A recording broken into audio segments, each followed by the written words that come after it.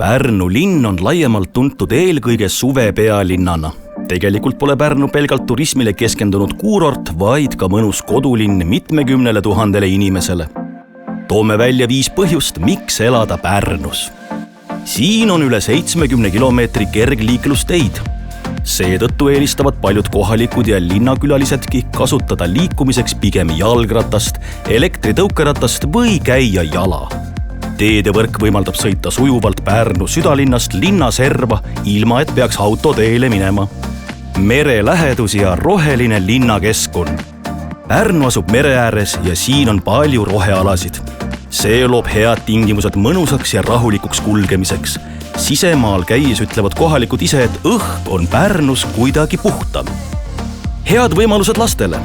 Pärnu keskuslinnas on 3 tugevat gümnaasiumi, hulk häid huvikoole ja lai valik erinevaid lasteaedu, millest uusim, mullu avatud Raja lasteaed on Eesti üks modernsemaid lasteaedu.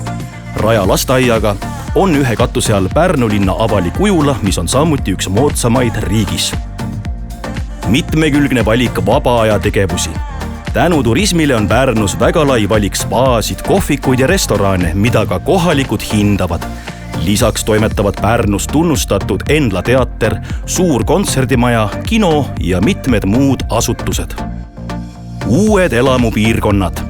Pärast haldusreformi muutus Pärnu linn omavalitsusena veelgi suuremaks ning liitusid Audru, Tõstamaa ja Paikuse piirkonnad. Tõstamaal toimetab Pärnumaa ainukene mõisakool ning Audrus ja Paikusel valmivad iga aasta 10 uued arendused, mis on populaarsed just noorte perede seas.